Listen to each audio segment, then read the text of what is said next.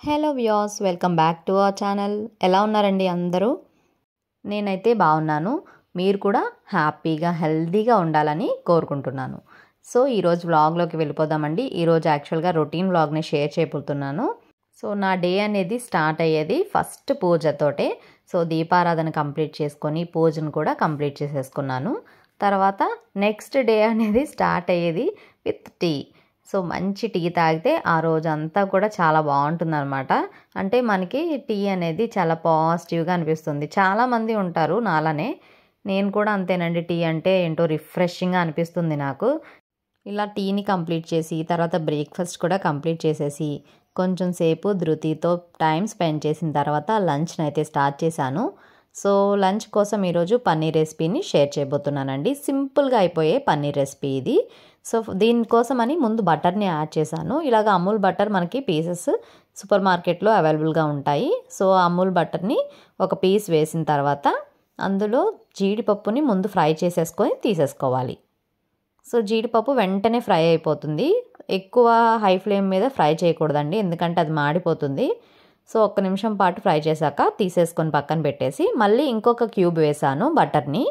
So ఆ butter కూడా కొంచెం కరిగిన తర్వాత అందులో 2 టేబుల్ స్పూన్స్ ఆయిల్ వేసుకొని 1/2 టేబుల్ స్పూన్ జీలకర్ర, 1.5 కప్ చిన్నగా తరిగిన ఆనియన్స్ కూడా వేసుకొని మంచిగా ఫ్రై చేసుకోవాలి. చాలా వీడియోస్లో చెప్తూ ఉంటాను కదండి, ఆనియన్స్ ఫ్రై అవ్వడానికి చాలా టైం పడుతుంది. అలా ఆనియన్స్ ఫ్రై చేసుకుంటేనే ఆ రెసిపీ అనేది చాలా బాగుంటుంది. ఆనియన్స్ ఇలా గోల్డెన్ బ్రౌన్ కలర్లో ఫ్రై అయిపోయిన తర్వాత అందులో ఒక 2 టేబుల్ స్పూన్ల వరకు అల్లం వెల్లుల్లి పేస్ట్ వేసుకోవాలి. సో అల్లం వెల్లుల్లి పేస్ట్ కూడా పచ్చివాసన పోయేంత వరకు ఫ్రై చేసుకున్న తర్వాత 1/2 టేబుల్ స్పూన్ పసుపు, రుచికి సరిపడా సాల్ట్ వేసుకొని బాగా మిక్స్ చేసుకొని 1 నిమిషం పాటు ఫ్రై చేసుకోండి. ఇప్పుడు ముందుగానే ప్రిపేర్ చేసుకున్న టమాటా ప్యూరీ 1 కప్పు యాడ్ చేసుకొని పచ్చివాసన పోయేంత వరకు ఫ్రై చేసుకోవాలి. టమాటా ప్యూరీ మగ్గే లోపల పన్నీర్ పీసెస్ని ఇలా చక్కగా క్యూబ్స్లా కట్ చేసుకొని పెట్టుకోవాలి. బయట తెచ్చుకున్న పన్నీర్ అయినా లేదంటే హోమ్ మేడ్ పన్నీర్ అయినా కూడా ఈ కర్రీ సింపుల్గా ఇలా ట్రై చేసి చూడండి, చాలా బాగుంటుంది. సో టమాటా ప్యూరీ చక్కగా మగ్గిపోయింది.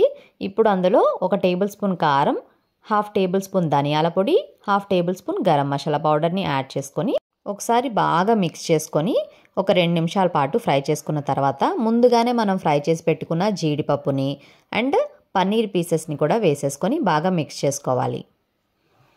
బాగా కలిసేలాగా కలుపుకున్న తర్వాత అందులో 1 గ్లాస్ వాటర్ని యాడ్ చేస్తున్నాను నేను. సో వాటర్ కూడా వేసిన తర్వాత ఒకసారి బాగా మిక్స్ చేసుకొని దగ్గర పడేంత వరకు కుక్ చేసుకోవాలి. సో రైస్, చపాతీ, రోటీలోకి సూపర్గా ఉంటుందండి అండ్ సింపుల్గా కూడా అయిపోతుంది. సో లాస్ట్లో కొంచెం కొత్తిమీరని కూడా యాడ్ చేసుకోండి, ఇంకా చాలా బాగుంటుంది.